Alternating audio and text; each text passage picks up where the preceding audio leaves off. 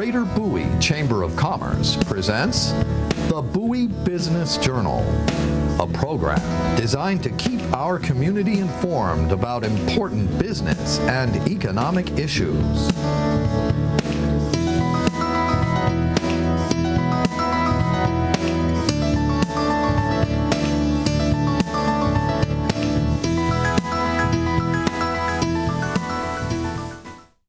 Hello, I'm Bert Oliver, and welcome to this edition of Bowie Business Journal.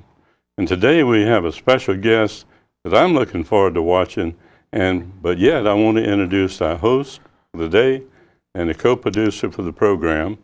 That's Cindy Freeland.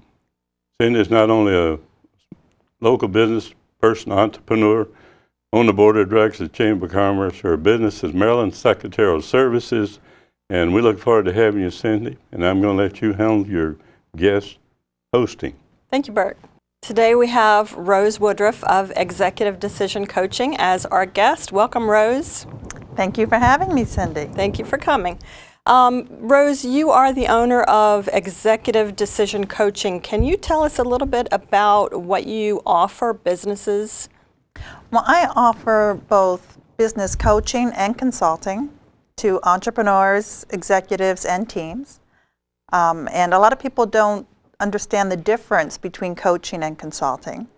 So when I do consulting, I am handing my client the answer. And more times than not, that is for new entrepreneurs, business startups. When I coach, I am asking powerful questions and providing feedback so that my client finds the answers.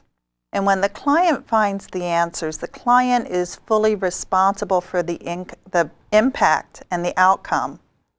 Of course, when I consult, every time the client wants an answer, they have to pay me. It's wonderful job security.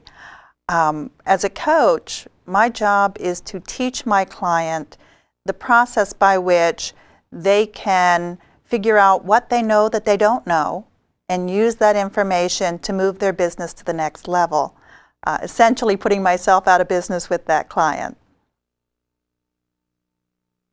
It's kind of an awkward business to have a somebody not know what they don't know. Well, you know, it's from the time we are born, we are molded to not do certain things, not say certain things. In particular, a good example, women over age 50 were not allowed to brag. If you go into a room of 20 women over age 50 and you say that, you know, what were some of the things said to you when you bragged? Oh, you're too big for your britches. Well, who do you think you are, smarty pants? Women will have 15 answers. So for women over age 50, when they enter the business world, as an entrepreneur, they're already handicapped. Because a huge part of being an entrepreneur is being able to sell your products and services. And when we sell, we have to brag about our product, ourselves, and our company. And if that is difficult for you or you can't do that, it is very hard to sell. So as a business coach, when I work with women over age 50, one of the things we look at is how comfortable are they bragging? Because if it's the truth, bragging's what you should be doing. How long have you been in business? I started coaching in 2006, and in 2008, I changed my company name to Executive Decision Coaching. Mm-hmm. And how is it going for you? You know, it's going great. The beauty of being an entrepreneur is, you know, you get out of it what you put into it. So I can work as much or as little as I want to fit my schedule and what's going on in my life. You know, always accommodating my clients too. But it has worked out so well. One of the reasons I started my own business was because it was important to me to have at least a half a day a week where I could go out and run my errands, where I wasn't fighting with the thousands of people who were working Monday through Friday, 9 to 5. And owning my own business gives me that flexibility. On the other hand, I do have clients sometimes at 8:30 at night who are from different time zones. I enjoy getting out to the grocery store during the day too, and not having to fight the traffic and the cart traffic. So I enjoy getting out in the afternoon and doing that too, doing my errands. So I know that you're a Bowie Chamber of Commerce member, and can you tell us what the benefits are? Some of the benefits are of being a Bowie Chamber member. Yes. Well, I recommend all the small businesses that I coach that they look into the local Chamber of Commerce's. And since I'm in Bowie, I often recommend the Bowie Chamber.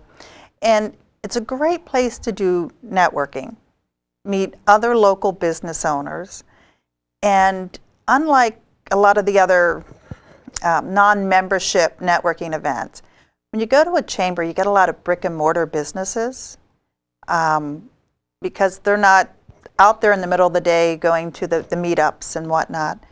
So there's some benefit to being involved in an established business organization in your own community.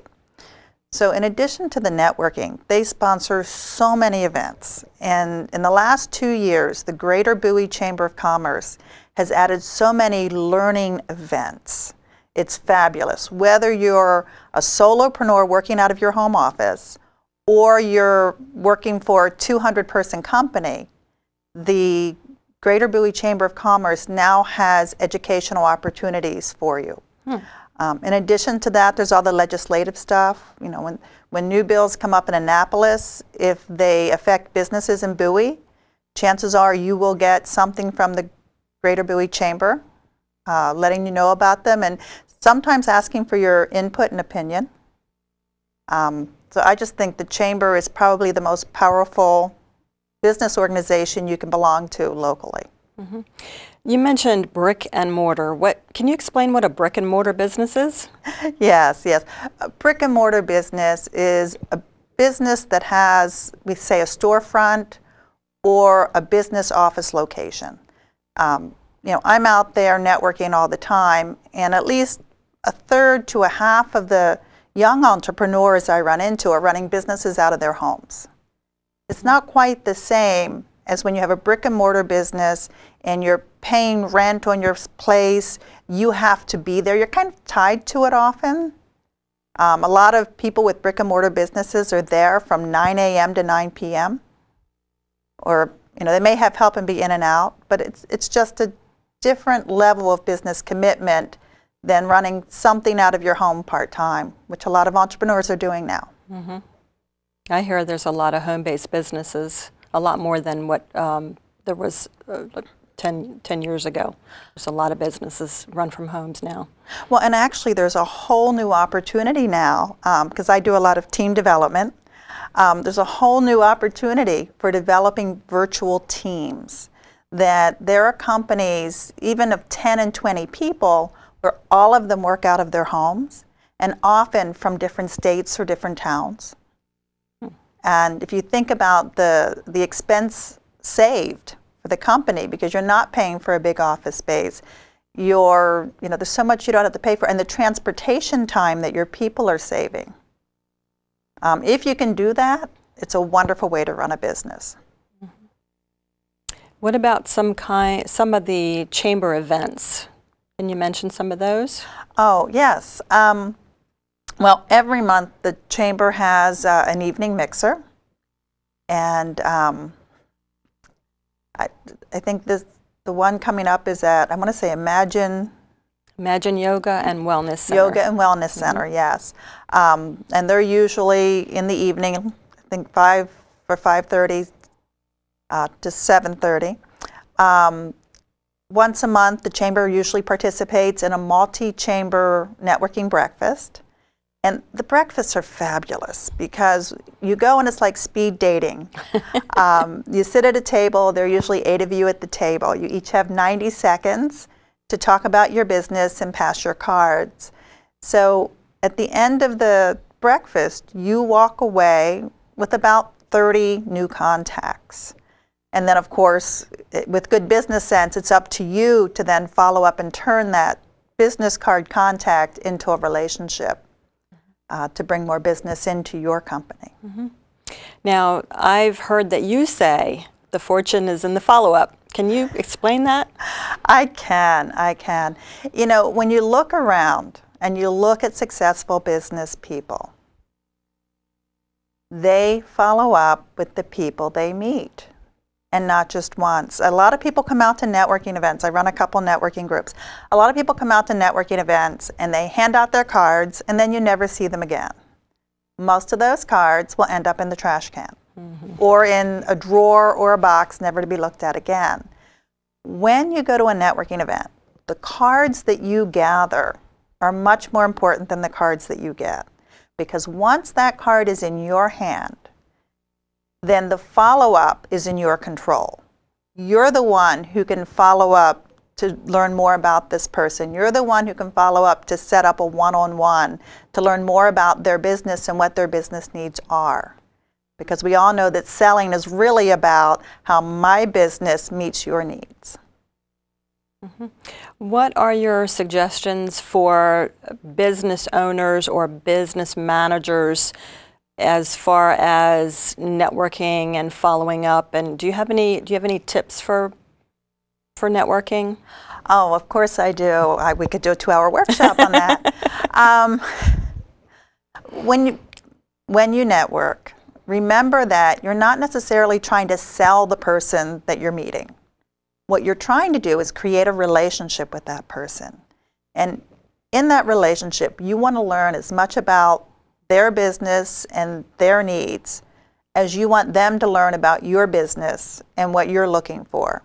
And the idea is that when this person runs into someone who would be your ideal client or just a good prospect for you, that they will make a referral. And in order for that to happen, you have to establish rapport and get them to the point that they know, like, and trust you. And that's Bob Berg, one of the famous networking guys. People buy from people they know, like, and trust. Well, how do you get people to know, like, and trust you? You have to establish the relationship, and you have to come back and we call them touches. And whether you're touching somebody in email, touching somebody with a phone call, touching somebody by a newsletter, or a newsletter that then has them go to your website. Every time you touch somebody, you should be bringing them something of value. And the most commonly traded value today is information.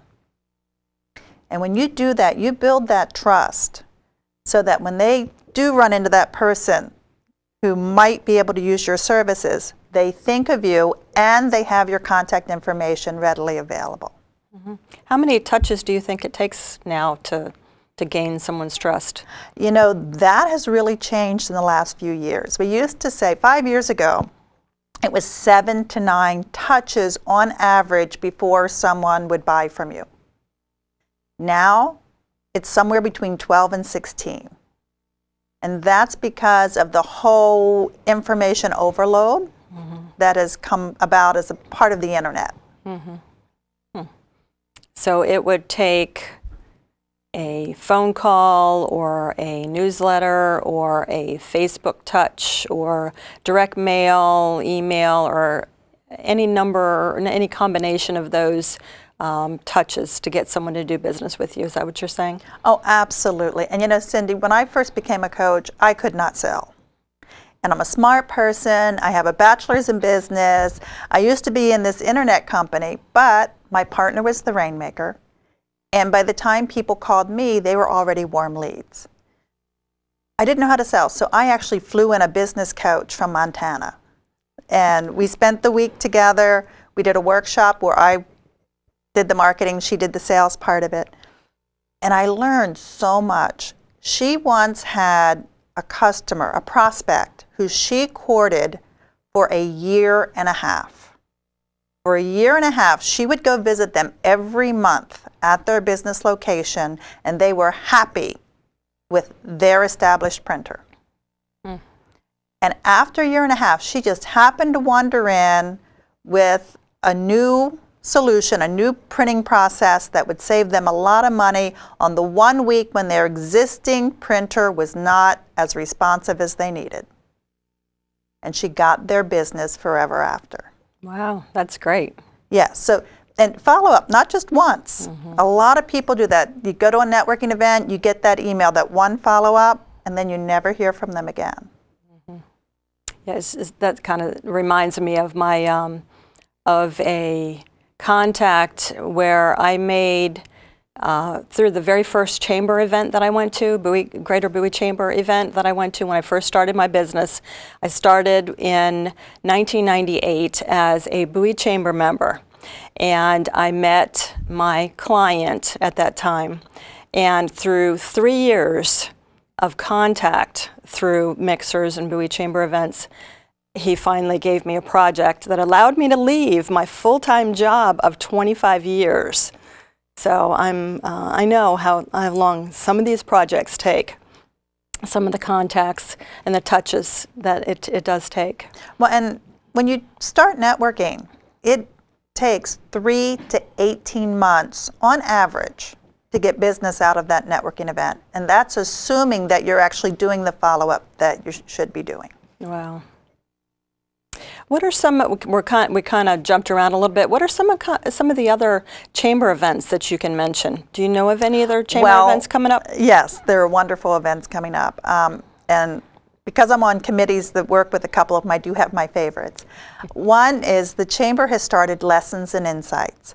Lessons and Insights highlights Bowie Chamber members, successful entrepreneurs, and we have them from different locations throughout the city. So some are South Bowie, some are North Bowie, some are long established, some are newer, but all successful businesses.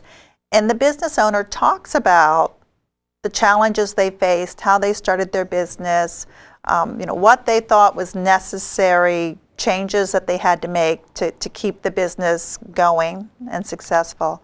And the first one was at the Chesapeake Grill. And then last month, they highlighted Melvin Motors. Right. This month coming up is Whitman Financial Services. And those, I believe I'm going to say they're free to chamber members, and there's a small fee for non-chamber members. Okay, good. Another pet project of mine is the Bowie Women's Expo. We've had 2 successful years. It's September 29th, and we bring together about 100 women, and we provide phenomenal speakers. There's a heart-healthy lunch. We do this at the Comfort Inn here in Bowie. Just a wonderful lunch. And we have vendors there and sponsors that day. So, you know, women can come out, they can do some shopping, they can meet some business people, have a good time, and do a lot of learning.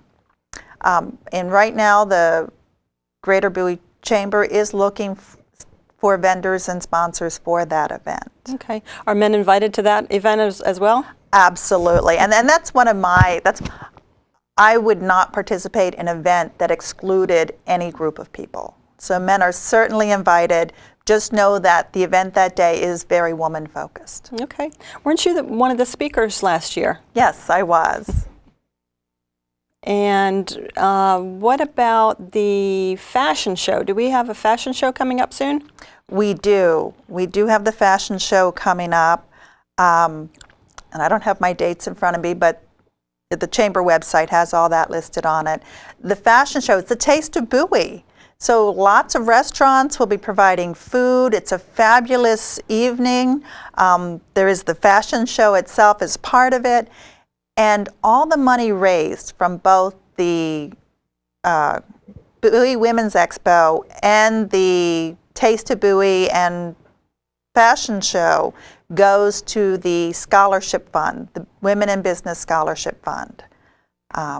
And then those scholarships are made available to women who live or work in Bowie or belong to the Chamber to help them either increase their wages or have a more fulfilling job. They can even use it to help start their own business. And the information for the Bowie Chamber of Commerce would be at the end of this show in case you're interested. If anyone is watching who would like to get more information about any of the events, and at the end of the show we will have the information listed for the Greater Bowie Chamber. And Rose, what else can you say about what businesses would need to do to try to help grow them? Well, you know, we hit on a big part of it here. Well, a big part of it here is follow-up. Okay, you have to meet prospective customers. And the other part is just really being aware of the sales process. Because if you don't sell, you're out of business. The way we grow is we sell more. You know, the sales process, which is basically meeting new people, building rapport, building trust, doing a needs analysis. You know, what are their needs that you're trying to fill, that you can fill? And if you can't fill their needs, who do you know who can fill their needs? You know, that's the new idea for networking, is that if I can't meet your needs, if I know someone who can, and it's a good relationship, you now trust me more. Plus, I helped you both out. And then, of course, once you figure out how your products or services meet their needs, then you have to articulate that. You make your presentation, your sales presentation. Always ask, what more information do you need for me to earn your business? And then, of course, after that is delivering. And always remember, ask for the business. So many people I know will go all the way through the process and then not ask for the business. You know, just as simple as, so when can we start working together? Or when can we begin?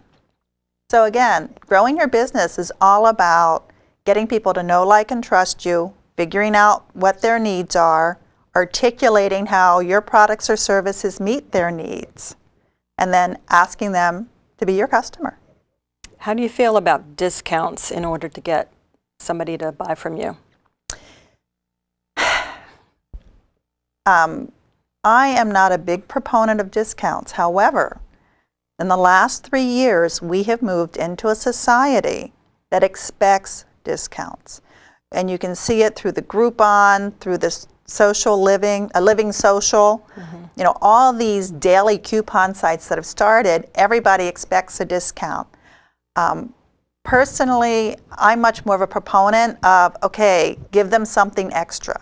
Give them an extra value for the same price. Because once you start discounting your prices, it's too easy to start selling at a price that is not sustainable for you when you get into those competition wars. What about networking events? Do you attend or do you host any networking events here in Bowie? Yes, yes. I actually host a couple of networking events. One is the Bowie Business Startup and Support Group, which is through meetup.com, and the other is the Bowie Network Referral Group. The Bowie Business Startup and Support Group is a free group, doesn't cost anything to come to the meetings or belong, and we literally are a support group for businesses. We meet on the first Wednesday of the month from 7 to 9 p.m. and the location does change, so you'd have to check our website for that. And we also meet on the last Friday of the month at the Old Bowie Town Grill at 11:45, so we meet for lunch on a Friday every month. So then there's the Bowie Network Referral Group. We meet on Thursday mornings at 8:15 at the Greater Bowie Chamber office. And that is actually a paid networking group. We spend that hour, 8:15 to 9:15, basically going through our Rolodexes and sharing referrals and leads. We do welcome visitors to that on the second and fourth Thursdays of the month. And where is that located? We meet at the Greater Bowie Chamber office down on Pointer Ridge Drive in South Bowie. Okay. We are getting ready to wrap up in a minute, so do you have any other advice to business owners? You know, the most important thing in business is that don't give up. Whatever obstacle is set in front of you, know that there is a solution. And start asking everybody you know what the solution is. If you can't find it, start asking other people, because no matter how hopeless it seems, there is always a solution. Okay. Any other chamber information that you'd like to talk about, or the meetups? Just not really so much, but you're not going to grow your business sitting at home behind your computer. I mean, you can do all the social networking you want, and it does help, but it is those touches. But the way to really build your business is to be out there connecting with people, networking, and getting them to a point they know, like, and trust you, because you want them to refer you to the 200 on average people that they know by face and name. Wow, each person knows 200 people? On average. Cindy, wow. Someone like you or like me who does a lot of networking, you probably know 600 people by face and name. So once you have a business card collection and you've been to a lot of networking events, what do you do after that? I know you follow up, but what's the process that you recommend? Well, you have to get your business cards into a system that is searchable for you. You have to be able to put your hand on a card when you want it. If someone comes and tells you that their ideal clients are attorneys or realtors or dentists, you need to be able to say, okay, here are the 15 in my Rolodex. So I suggest you get your business cards, your contacts, in some format that is searchable. And then do whatever works best for your business to make those touches. For some people, it's social media. For some people, it's physical in the mail cards or letters or advertisements. For others, it's a phone call. It may be all of the above. Could be the monthly newsletter. We call them e-zines, the electronic magazines, which is another word for newsletter. So again, just keep that relationship going. What do you think about social media? Social media. Oh, social media is wonderful because of the exponential effect. I'm not as good as I should be with my social media. I do have a business fan page. I don't use it very effectively. I do tweet on occasions. But when I put a tweet out, even if just 5 of my followers retweet it, it then goes out to everyone following them. Right. When I put something out on my Facebook page, if 5 of my Facebook friends share that, then it goes out to all of their connections. So there's so much more potential in social media. The key is when you put something out there, you want to put something out there that's so compelling that other people want to share it. Okay, thank you, Rose. We need to wrap up right now, and thank you very much for coming. Thank you for watching the Bowie Business Journal, and we'll see you next time. Thank you for having me.